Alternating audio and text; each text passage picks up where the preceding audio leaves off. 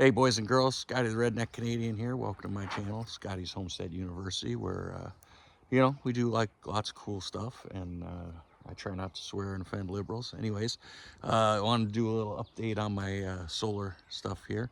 I've been at the compound for like 3 weeks, I think, as of 3 weeks, and I only left once just because my friend came over and wanted to take me to lunch. Anyways, I like it like that. And it's not like I'm antisocial. Like, my friends do come over and check on me, make sure I haven't died, doing crazy shit. Anyways, I wanted to give you an update on my solar panel situation here. Hopefully by tomorrow we will have a completed system. I did some experiments over the last 3 weeks, and here's what I learned, and here's what the plan is going forward. So right now I have three 410 to 415 watt panels. They're about 4 foot 44 inches by 5 foot 8. So that should give you a combined of about 1230 watts. All right, almost 1250. So they're facing south, directly south. And what I'm gonna do is I'm gonna add to this array. We're gonna have to do some experiments when I get my battery, with some cloudy days and whatnot. I thought I could run these 3 in series, and because of the length of the wire going over to my cabin, that it was going to draw the voltage down below 100, but it doesn't. So because that's what my charge controller takes, is 100. So right now I have all 3 running in parallel. And honestly, it doesn't seem to make much of a difference. But what I'm going to do is I'm going to probably add 3 more, maybe 6 more, but I'm going to flip them landscape, and I am going to make a frame that will be able to tilt back and tilt forward so that I get the correct or optimal angle for the sun. Then I'll just adjust it every month or whatever, like on the 15th of the month or whatever. So anyways, I got these 3 running parallel right now, through a pair of 3-way splitters. You see there. Oops. And those are 10 gauge. Then they go into 8 gauge wire. I've marked out where these little sticks are, driveway markers. That's where my fiber optics run. And then you can't really see them. You can kind of see there's a trench that I dug that's got the power for the barn and my cabin. So I'm just gonna stay on this side of everything and make sure that I don't hit anything. I need to fix that, remount my box. Yesterday I leveled the cabin. I'll post a video about that. Anyway, so that's where we're going. We're gonna go in. I'm gonna put this in conduit, obviously, and put it under the ground, but I have to make sure, I have to wait until I get my array all set up. I'm gonna sink concrete pillars into the ground. So I mean, that's gonna be a job. But anyways, everything's working. Let's see what we got inside. All right, so my wires come up the wall here, come out here. This is an MPPT solar charge controller. So that takes, in this case, we've got about 32 volts coming in. Depends, you know, you're 33, it fluctuates, but this thing makes all of your adjustments. So right now, we got 14 amps, 13, 12, it fluctuates. And then on the battery side, we've got almost 28 volts. We're putting in about 11 amps. Yeah, so total, we've got 200 watt hours that we've gotten out of it. So I had 2 pairs of batteries. So what happens, unfortunately I couldn't do this because that looked pretty cool here, but there was no way, just the way I constructed this, having to, with the lofts, I mean, I didn't think I was going to ever need a reason to get up there with a wire. So I don't know, it looks all right the way it is. Anyways, so this is the power coming in from the solar panels, and that's going out to the batteries. I had 2 pairs of batteries, but those ones are really junk. I took the 2 best ones. And I got them hooked up tomorrow. I got a big 24-volt battery coming, which should be at least a day's worth of electricity completely now that I got things down. And then we've got a 5,000 watt inverter. So right now I'm back feeding through this, and I have this in my panel turned off. If we turn that on, we're gonna have a problem. Probably gonna blow some shit up, probably that inverter, who knows what else. Anyways, you know, the best laid plans. It ended up almost everything that I use in my cabin is on that circuit. So I guess that's not the worst thing. We get my buddy Fletcher up here. You know, YouTube does weird stuff about trademarks anymore. Like they use AI to try to find them. I don't know. What's this hillbilly doing? I love this guy. I met him at the bar one day. Years and years ago. Anyway, he's like a 1925 Ford. I think he's putting a Chevy in. Anyway, so that's what we got. Right now I'm back feeding it.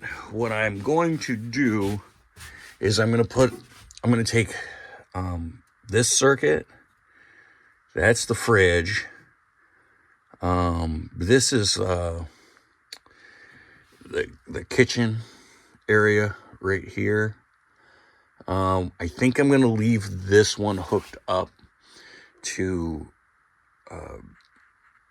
the utility power, just because there's stuff like the toaster, coffee maker, tea kettle, that when you turn it on, that thing starts whining. So, and then the bathroom, I mean, I just use the lights. Nobody ever uses a hairdryer or anything. So that bathroom, I think that's all. That light, the bathroom, those outlets that nothing can really even get to. Anyway, so the problem that I was having is, here's our pump, is the hot water heater. This is this electric stove here. These are, I got an electric baseboard heat, just as a backup from when I'm not here in case something, you know, if I'm in a hurry or whatever. So most of this is 220. I'm probably going to switch the hot water tank over to 220. I've got an element to do that. So I was thinking to myself, okay, what am I going to do here? Because I got a bunch of 220 and I don't want to run all this stuff off of this, go get another inverter or get a voltage converter or whatever. So what I'm going to do is I'm going to take 2 or 3, and I've got a transfer switch that's 2 circuits, and I'm going to wire the transfer switch in. So instead of doing that and back feeding, I'll just be able to flip the transfer switch and then flip those circuits back on. And actually, I don't think I'm even going to need these, but we'll find out. It's supposed to come tomorrow. I just got to find a happy spot for it. But so while I was experimenting, I found a few things out, because the Electric Co-op actually has an app. It doesn't work the greatest, but it gives you an idea. Coffee maker, tea kettle, toaster. That stuff uses a lot of electricity when you use it. That's easy. I just got a kettle, should be coming today, to put on the wood stove. And like, today's Mother's Day, man. It's like the 11th of May. And I mean, it's 45 now, but it was 34 this morning. It's 45 now. It was 34 this morning. So, man, up here in northern Michigan, we're like at the tip of the mitt, like way up top. Up top, you can't. Anyway, like Michigan's like that, right? And we're like way up here. So it gets cold at night, and there's a lot of sand and stuff around here, so it doesn't really retain the heat from the daytime. So you end up using the wood stove into June, and you start using it again like around Labor Day. So I'm going to use that to my advantage. Now, I make coffee. I can do all that stuff in the kettle that I ordered, so I can pretty much get rid of these two things. The toaster, whatever, I use it like once. Thinking about going to a propane oven, but I don't know. I really don't use it that often, and it's not hard. I can just click that breaker off, so it's not, I don't have what I call these things vampires: the fridge, the hot water tank, the well pump because they use a lot of power, right? But then I got parasites, you know, stuff like this. That charger that's still on, right? That microwave is taking power right now. If that stove is on, it's taking power. So I might keep that because I just use it. It's not like I'm getting rid of the power. Anyway, but the vampires, the fridge, we got a problem because I like it warm, right? It's like 78 degrees in here. I pretty much got free firewood. No, not pretty much. I mean, I just got to go get it. That causes this fridge to run, but I really don't have a lot. It's just me. And yeah, I'm going to stay away from these like ridiculous women that tend to ruin my life, make me miserable. So it's just going to stay me. So what I got in here, I tried to use some thermal mass. I got 4 gallons of ice in there, frozen water. And my fridge is pretty much empty. But it runs a lot. So I'm going to downsize the fridge significantly. I don't know. My friend Sarah's got a fridge. She said that she would trade me. And I think I might look into that. Anyways, I'm going to significantly downsize the fridge. And a hot water heater, the water tank. That uses a lot. Now, I've just been switching it off because I don't use the hot water that much. And I've always got a pot boiling on the stove, right? So what I'm going to do is I'm going to hook up a wort chiller with a pump, and I'm going to plumb it, and I've got a heat exchanger, and I'm going to use the wood stove to heat the hot water, to heat the water and keep it hot. And then for the summer months, you get lots of sun right here. I mean, it's like early in the morning right now. So I've got a solar heater that I made to heat the big, huge pool that caused me all kinds of problems downstate. And I'm going to bring that up here and plumb it into the system. And instead of using a heat exchanger, I'm just going to take water directly in and out of that tank. And I'm going to hook it to some other solar panels so that it only runs during the day. Probably put a check valve in it. And I think that that's going to work. So the thing is I'm going to get it really, really hot, especially with the wood stove. So I got an anti-scald valve. It was like $20. So you set your temperature of your water, and it automatically mixes the cold in with the hot. That way, if I do get like 200-degree water, because I'm going to be taking it directly off of the stove, I don't turn on the heat and scald my hand. So, yeah, basically the name of the game to me is conservation. And then I'm just going to be limited. And this is all running off for solar right now. But with those batteries are wore out. And like I said, those ones are junk. So I'll make another video this week when I get the new battery. And it's like one of those new Life PEO 4 whatever. You know, the latest and the greatest. And it should do an entire day's worth of electricity around here was my calculation, now that I've got things down.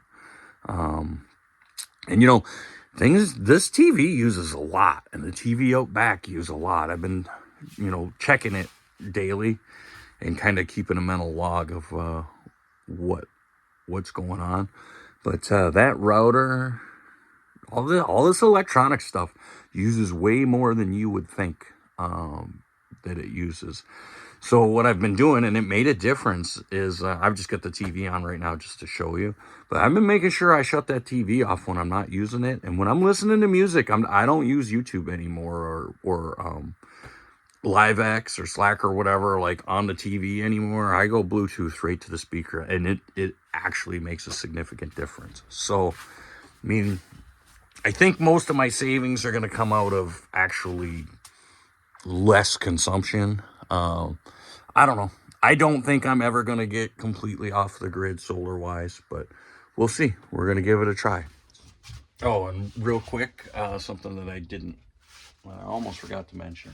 So on the well pump, it's 220. It's like a horsepower and a half. I don't really want to go down from that. But this little bladder tank here is not the only one in the system. What I did, I had a bigger, I think it's like 20 gallons, and I might look on Marketplace to see if I can't get an even bigger one cheap.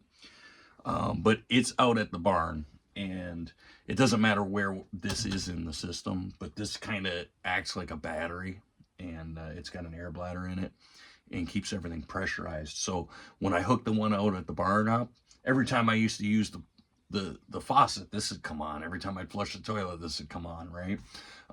It doesn't do that anymore. And if I get a bigger one, it's going to cycle even less. So, because starting that pump is what really starts it. When it runs, it doesn't use as much as starting. So the least amount of times that it kicks on, I'm going to use the least amount of energy. And then the other thing is this reverse osmosis. How that works is it uses the pressure from the plumbing system and it pushes it through the membranes. And I love this because there's a lot of hard water here. It's really limestone. It's got a taste to it. I'm not used to it. Especially, it didn't taste bad until we did the reverse osmosis on the maple syrup. And then I started drinking RO water. And now I'm kind of a water snob. Anyways, it pushes the water through the membranes, and then all you get on the other side is just pure water, and that's how it works. Well, this red line here dumps into the drain. You're dumping a whole bunch of water down the drain. So if I get like a coffee pot full of water out of this, that thing kicks the pump on like twice. That's how much water it wastes. It's like a lot. So I don't think I want to do that anymore. So what I'm going to do is when I make my water heater with the wort chiller, I got my little hole here. I'm going to use that to distill water and put maybe a 5-gallon carboy. I don't know, something. I'll figure something out. But that instead of using reverse osmosis, I'm going to actually distill water off of the wood stove. So, all right, that's all I got to say for now. Hopefully the battery and the transfer switch and all that stuff comes tomorrow. And I don't know if Fletcher's still here now. He's working on some brakes or something. Anyway, Fletcher, love you, man. Love you guys too.